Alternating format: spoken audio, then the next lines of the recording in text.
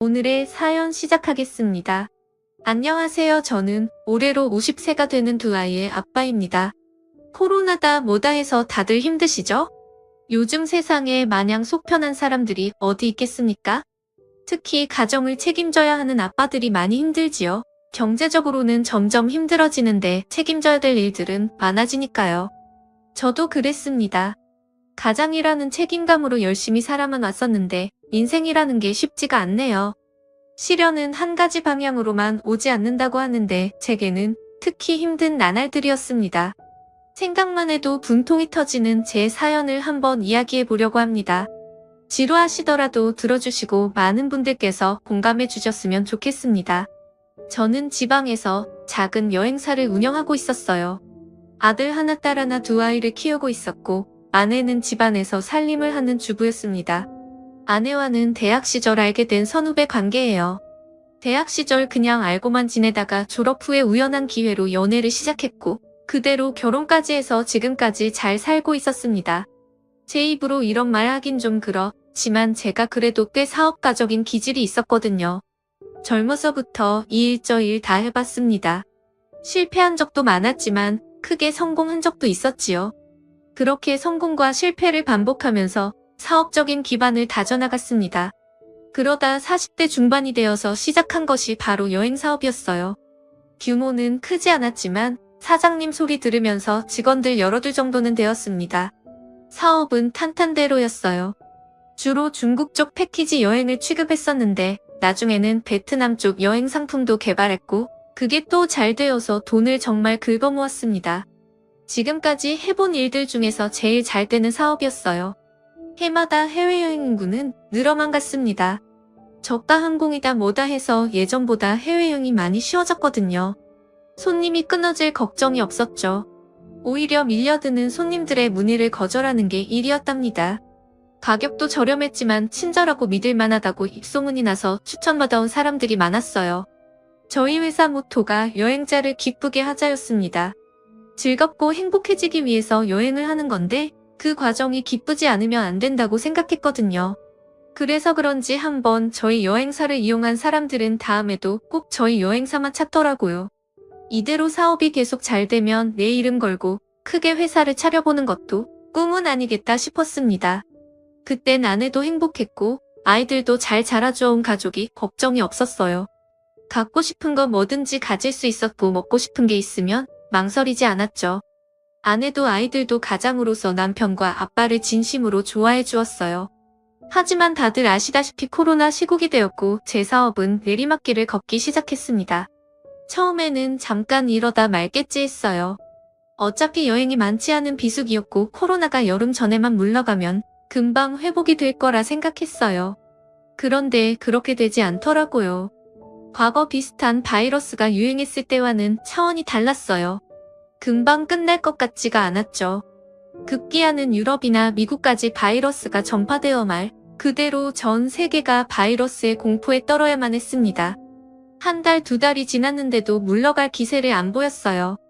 해외여행은 꿈도 못 꾸게 되었죠. 많은 자영업자들이 힘든 시기를 보냈지만 특히 여행 사업하는 사람들은 하루아침에 수입이 제로가 되었습니다. 언젠가는 괜찮아지겠지 하며 기도하는 것도 나중에는 지치더군요. 그래도 백신이 보급되고 여행이 가능해지면 다시 일어설 수 있을 거라는 희망만 가지고 회사를 유지시켜왔습니다. 그런데 몇 달이 지나자 한계가 왔어요. 자본금이 다 바닥나버리고 직원들 월급도 못 주는 상황이 되어버렸죠. 결국 전 사업을 접어야만 했습니다. 남은 돈으로 직원들을 챙기고 나니 수중에 남는 돈이 하나도 없더군요. 젊은 시절 사업을 여러 번 접어봤지만 그때와는 달랐습니다. 직원들에게 미안하고 가족들 볼 면목이 없었어요. 나이가 들면서 책임감의 크기가 더 커졌더라고요.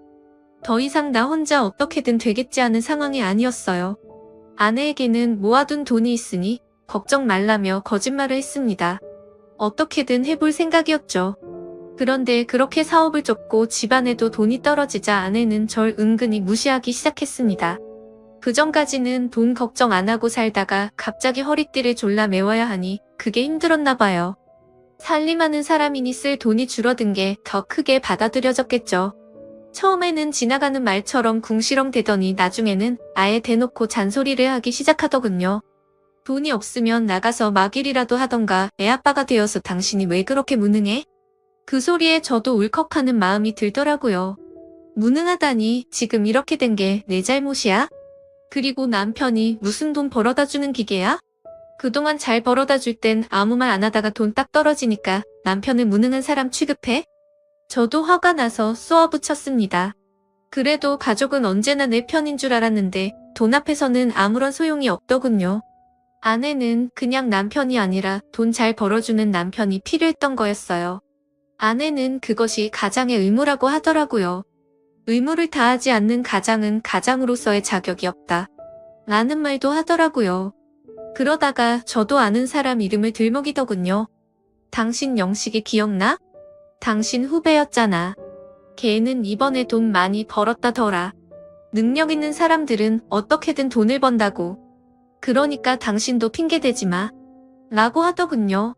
영식이는 내 후배이기도 하고 아내의 대학 동기이기도 했어요. 그 이름을 듣자 문득 생각나는 게 있더군요. 몇 년 전 제가 하는 사업이 궤도에 올랐을 때 그 후배가 찾아온 적이 있었어요. 당시 하던 일이 잘 안 풀려서 빚을 지게 생겼다며 돈을 빌려달라 했었죠. 자존심 상하고 늘 자신감에 차있던 후배였는데 내 앞에 찾아와 고개를 허리까지 숙이더라고요. 그 모습이 안 되어 보여서 이자도 없이 돈을 빌려주었어요. 큰 액수는 아니었지만 후배에게는 목숨과도 같은 돈이었죠. 그 후에 그 돈을 잊고 지냈었는데 아내의 입에서 그 이름을 들으니 그 돈이 생각나더라고요. 받을 생각 없이 빌려준 돈이긴 했지만 지금 내겐 그 돈이 너무 절실했죠. 그래서 다음날 전 후배 영식이를 만나러 갔습니다. 한동안 못 보고 지냈어서 어떻게 사는지도 몰랐는데 아내 말대로 사업이 정말 잘 되었나 보더군요. 번듯한 사무실에 화려하게 차려입은 후배를 보니 제가 더 초라하게 느껴졌습니다. 후배는 이것저것 취급하는 온라인 유통업을 했었는데 마스크 판매로 대박을 쳤다고 하더군요. 누구는 코로나로 사업이 망했는데 누구는 그게 기회가 되어 큰 돈을 벌게 된 거였죠. 몇 년 전 고개를 푹 숙인 채 나타나 돈을 빌려갔던 그 후배가 아니었습니다. 눈빛은 20대 때처럼 자신감이 차 있었고 깔끔한 수트에 손목에는 비싼 시계가 번쩍이더군요. 분명히 내 돈을 받으러 온 건데 마치 내가 돈을 빌리러 온 것 같은 느낌이 들더라고요. 화려한 후배의 모습을 보니 괜히 주눅이 들었습니다. 후배를 만나 돈 이야기를 꺼냈더니 후배가 기억을 더듬는 것 같더니 아, 그 돈이요? 그거 받으러 오셨어요? 선배 요즘 많이 힘든가 봐요? 라고 하더군요. 그러면서 금고를 열어 현금 따발을 꺼내 제게 주더라고요. 빌린 돈이랑 이자 개념으로 얼마 더 넣었어요? 얼마 되지도 않는데 그거 받으러 여기까지 직접 올 줄은 몰랐네? 돈을 받긴 했지만 미묘하게 신경을 긁는 후배의 말투가 괜히 거슬리더라고요. 돈 빌릴 때와 갚을 때 마음 다르다더니 후배가 딱 그랬어요. 몇 년 전에 그 굽신굽신한 태도는 온데간데 없고 다리를 꼬고 앉아 거만하게 저를 내려다보더라고요. 고맙다는 말 정도는 할 줄 알았는데 그런 말도 없었어요. 그러면서 마치 동정하는 듯 말하는 태도가 아닐 법더군요. 그래도 어쩔 수 없었습니다. 그 돈이 제겐 정말 절실하게 필요했거든요. 선배 그러지 말고 다른 일 해봐요. 그 말에 저는 괜히 기대를 품었어요. 혹시 후배가 같이 사업을 하자는 얘긴가 했죠. 뭐 요즘 배달이 잘 된다던데? 선배 오토바이 잘 타잖아요. 순간적으로나마 기대를 했던 내가 바보 같더군요. 더 이상 떨어질 자존심도 없다고 생각했는데 후배한테서 그런 말을 들으니 정말 죽을 정도로 창피하더라고요. 돈 좀 벌었다고 무시하는 거냐며 따지고 싶었지만 그럴 수 없었습니다. 어쨌든 그 돈 덕분에 당분간은 생활이 가능했어요. 하지만 그 돈도 얼마 안 가 바닥이 나더군요. 아이들 학원비다 뭐다 해서 나가는 돈이 생각보다 많았어요. 그동안 쓰던 습관이 있으니 줄이기가 쉽지 않았던 거죠. 그래서 그런지 아내는 날이 갈수록 짜증이 늘었습니다. 애들 학원도 못 보내게 생겼어. 내가 엄마들 모임 나가면 얼마나 창피한 줄 알아?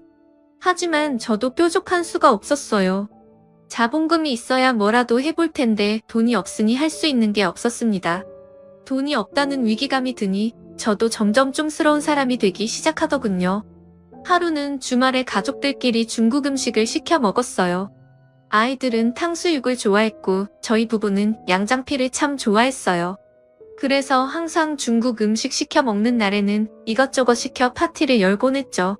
아내는 습관처럼 짜장면, 짬뽕 외에 탕수육을 주문하더군요. 그런데 저는 그게 못마땅했습니다. 탕수육은 취소하고 간단하게 먹자 했더니 아내가 갑자기 화를 내더군요. 이제는 탕수육 하나도 못 먹어? 거지도 아니고 이게 사는 거야? 아주 지긋지긋하다. 그러자 저도 울컥하더군요. 지금 우리 분수에 그게 맞다고 생각해? 돈이 없으면 아껴 쓰는 게 당연하지. 언제까지 그렇게 막 쓰고 다닐 거야? 라고 했죠. 사실 저도 그렇게까지 하고 싶지는 않았어요. 하지만 나 혼자만 위기감을 느끼고 있는 것 같아서 억울했어요. 사업 실패 후 아내는 나만 보면 무능력하다며 비난하곤 했습니다. 그러면서 돈을 아껴 쓸 생각은 하지 않더군요. 사실 그런 얘기하는 저도 속이 많이 쓰렸어요. 그깟 탕수육이 뭐라고 그거 하나 못 사줘서 짜증내고 다투는 현실이 비참했죠. 이대로는 정말 안 되겠다는 생각이 들었습니다. 뭐라도 해야겠다 싶었죠. 당장 먹고 살 돈이 없으니 빨리 돈을 벌 수 있는 일을 하기로 했습니다. 이 일 저 일 가릴 처지가 아니었죠. 마침 코로나 덕분에 배달하는 일이 잘 되고 있었어요. 제가 젊은 시절에 오토바이를 좋아해서 오토바이 타는 건 자신이 있었거든요. 알아보니 벌이도 나쁘지 않다 해서 배달 일을 하기로 마음 먹었습니다. 무작정 배달하는 사람을 붙들고 어찌 해야 하는지 물어보았습니다. 일단 오토바이를 구입해야 되는 게 큰일이었어요. 그런데 다행히 하루에 얼마를 받고 빌려주는 업체가 있다더군요. 필요한 장비도 다 장착이 되어 있어서 그게 낫겠다 생각했습니다. 대여업체에서 오토바이를 내주면서 또 이것저것 알려주더군요. 대행업체에 등록을 하고 가게에서 콜이 오면 수락하여 음식을 배달하기만 하면 되더군요. 나이가 있어서 업체나 가게에서 이상하게 보지 않을까 생각했었는데 저보다 더 나이 많은 사람들도 있더라고요. 오래 한 사람들도 있었지만 대부분은 저처럼 최근에 뛰어든 사람들이었어요. 암튼 그렇게 무작정 배달 일을 시작하게 되었습니다. 아내에게는 말하지 않았어요. 언제 그만두게 될지도 모르는 일이었고 무엇보다도 아내에게 말하기 창피하더라고요.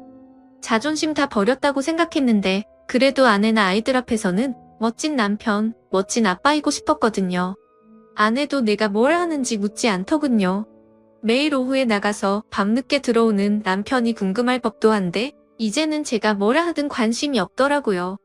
한 집에서 같이 살기만 했지 사실상 별거나 다름없었어요.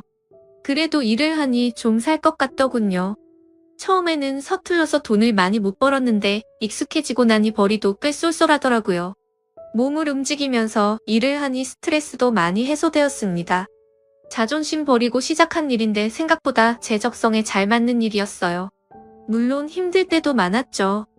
특히 진상 고객들이 걸리는 날에는 몸도 마음도 지쳤습니다.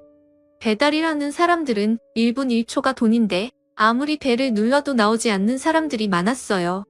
어떤 사람들은 음식이 늦게 도착했다고 배달원에게 짜증을 내기도 하더군요. 심지어는 배달 오는 길에 개인 심부름을 해달라고 시키는 사람도 있었어요. 그리고 어떤 아파트는 배달하는데 엘리베이터를 사용하지 못하게 해서 15층 높이를 걸어서 올라간 적도 있습니다. 다양한 사람들을 만나다 보니 정말 별일들이 다 생기더군요. 그래도 일한 만큼 돈을 벌 수 있으니 힘들어도 견딜만 했습니다.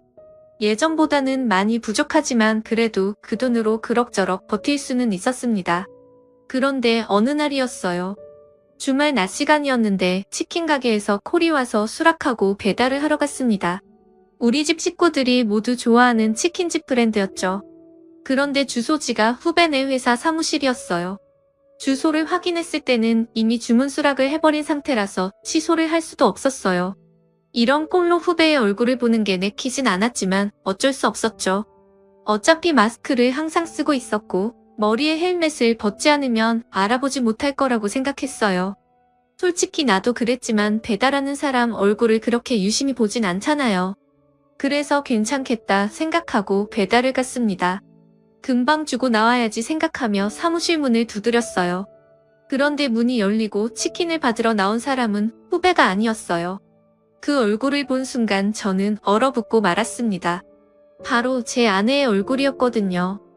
아내는 저를 못 알아보았는지 치킨을 받아들고 고맙습니다.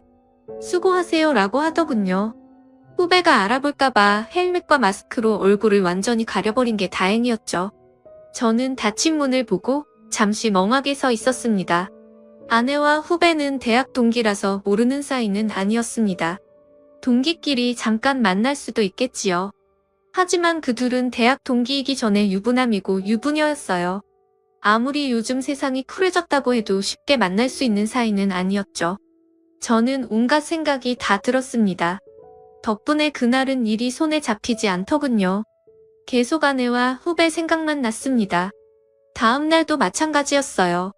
일을 하러 나오긴 했는데 자꾸 딴 생각만 들더군요. 그래서 일단 오토바이를 타고 집으로 돌아왔습니다. 혼자 속 태우지 말고 차라리 아내에게 물어보자 싶었죠. 그런데 멀리 집을 나서는 아내가 보였습니다. 순간 저는 숨어서 아내를 지켜봤어요. 그리고 아내를 미행하기 시작했습니다. 버스를 타는 걸 보고 그 버스를 따라 오토바이를 달렸죠. 아내는 예상대로 후배네 사무실로 가더군요. 그리고 잠시 후 둘은 함께 나와서 차를 타고 어디론가 떠났습니다. 후배가 운전을 하고 아내는 옆자리에 타고 있었어요. 계속 지켜보던 전 그 차를 다시 미행했습니다. 길거리에 널린 게 배달 오토바이라서 그런지 별로 의심하는 분위기는 아니었어요. 미행을 하면서 어디로 가는 걸까 생각했습니다. 제가 걱정하는 그런 사이는 아니길 바라면서요. 그런데 제 바람은 산산이 깨져버렸습니다. 아내와 후배가 탄 차는 한참을 달리고 달려 시내에 있는 한 모텔로 들어서 더더군요. 남녀가 단 둘이 모텔을 갔는데 더 생각할 것도 없더군요. 그렇게 의심은 확신으로 변했습니다. 저는 모텔로 들어서는 둘을 몰래 따라 들어가 어느 방으로 가는지 확인하고 일단 물러났습니다. 배달원 복장을 하고 있으니 이럴 때는 편하더군요. 모텔 직원도 저를 별로 의식하지 않더라고요. 암튼 둘의 불륜 장소를 확인한 저는 일단 담배를 한 대 태웠습니다. 마음이 진정되지 않더군요. 그리고 굳게 마음을 먹고 모텔로 들어갔습니다. 아까 확인해 두었던 방 앞으로 가서 무작정 문을 두들겼죠. 누구세요? 안에서 살짝 놀란 목소리가 들리더군요. 틀림없이 아내의 목소리였습니다. 배달이요. 네? 저희 배달시킨 거 없는데? 여기 맞는데 장미모텔 304호? 일단 문 좀 열어봐요. 그러자 문이 살짝 열리고 아내가 인상을 쓰며 밖을 보더군요. 전 그 틈을 놓치지 않았습니다. 잽싸게 문을 움켜쥐고 못 닫게 막았어요. 갑작스런 저의 행동에 아내서는 난리가 났습니다. 당신 뭐야? 후배가 소리를 치더군요. 그때까지 전 헬멧을 벗지 않고 있었거든요. 그냥 웬 미친 배달부가 행패를 부리나 보다 생각했겠지요. 후배와 아내는 이제 막 거사를 치를 생각이었는지 옷가지가 흐트러져 있었어요. 그런 상황에서 낯선 사람이 쳐들어왔으니 놀랄 법도 했겠죠. 당장 안 나가면 경찰 부를 거야? 그제서야 저는 헬멧을 벗고 제 얼굴을 보여주었습니다. 그러자 아내가 헉 소리를 내며 주저앉아 버리더군요. 후배도 저를 보고 당황해서 뒷걸음질 쳤습니다. 선배, 저는 그게 아니라, 아니긴 뭐가 아니야. 그동안 쌓였던 울분이 폭발해버렸어요. 벌건 대낮에 남녀가 여기서 이러고 있으면 하나밖에 없지. 아니긴 뭐가 아니야. 그러자 아내가 손을 싹싹 빌면서 용서를 구하더군요. 아내의 그런 모습을 보니 더 화가 났습니다. 그동안 아내에게 무시당하면서도 아무 말 하지 못했던 제가 한심하더군요. 남편은 한 푼이라도 벌어보겠다고 배달 일을 하는데 이러고 있었다니 기가 막히더라고요. 당신 그렇게 나 무시하더니 꼴이 이게 뭐야? 나보고 아빠 자격 없다 했지? 그러는 당신은 엄마 자격 있다고 생각해? 그러자 아내는 포기한 듯 한숨을 내쉬더군요. 그러면서 내게 하소연을 하기 시작했습니다. 그동안 돈 많은 사모님으로 살다가 갑자기 없이 살려니까 미치고 환장할 것 같았대요. 그래도 영식이 만나면서 돈도 쓰고 다니니 숨통이 좀 트이는 것 같더랍니다. 그렇게 몇 번 만나다가 둘은 건너지 말아야 될 강을 건너버렸더라고요. 여보 미안해. 나도 내가 잘못한 줄은 아는데 정말 어쩔 수 없었다고. 그렇게 말하는 아내가 정말 가증스러워 보이더군요. 돈이 뭐라고 아내가 이렇게까지 변했나 싶은 생각에 배신감도 들었고요. 자기 아쉬울 때만 손 내밀고 정작 내가 힘들 땐 차갑게 대하던 후배도 미웠습니다. 내 사정 뻔히 알면서 어떻게 둘이 바람을 피울 생각을 했을까요? 귀신보다 사람이 더 무섭다 하더니 막상 제가 겪어보니 그 말이 무슨 말인지 알겠더군요. 모텔에서 그렇게 난리를 치고 난 후 저는 정식으로 이혼 절차를 밟았습니다. 다행히 아이들도 이해를 해주더군요. 아이들을 봐서라도 열심히 살아야겠다 생각했습니다. 그리고 후배도 가만히 둘 순 없었습니다. 후배네 와이프에게도 불륜 사실을 알렸어요. 재수 씨는 안 그래도 의심을 하고 있었다며 가만히 안 둘 거라고 하더군요. 아마 집안이 한바탕 난리가 났을 거예요. 그리고 전 얼마 후 배달 일을 그만두게 되었습니다. 소문이 퍼져 제 일이 여기저기 알려지게 되었는데 그 소문을 들은 친구 한 명이 개인적으로 연락을 해오더군요. 그 친구는 통신부품을 만들어 해외로 납품하는 일을 하고 있었어요. 거래처 중 한 곳이 중국에 있었는데 그쪽을 담당해줄 중국통이 필요하다고 하더군요. 마침 제가 여행사 일을 하면서 중국을 많이 알고 있었고 중국어도 어느 정도는 알아들을 수 있어서 적격이었어요. 친구도 모르는 사람보다는 믿을 수 있는 사람에게 맡기는 게 좋다고 하더라고요. 월급은 많지 않았지만 언제까지 배달일만 하고 살 수는 없었기에 친구의 제안을 수락했습니다. 다시 일을 하게 된 저는 욕심내지 말고 밑바닥부터 다진다는 결심을 했습니다. 짧았지만 배달 일을 하면서 느낀 바가 많았거든요. 그동안은 사업이 잘 되기만 했어서 초심을 잃었던 것 같더라고요. 힘든 일을 겪고 나니 그게 다 내가 마음을 다잡을 수 있는 계기가 되었습니다. 뉴스를 보면 경제가 어려워지면서 많은 사람들이 고통에 시달리고 있더라고요. 하지만 한 번의 실패를 끝이라고 생각하지 말았으면 좋겠습니다. 사람은 의지와 희망만 있으면 언제든지 다시 일어설 수 있거든요. 2번, 3번 쓰러져도 7번 일어나는 오뚜기 정신으로 모두들 화이팅 하시길 바랍니다. 감사합니다.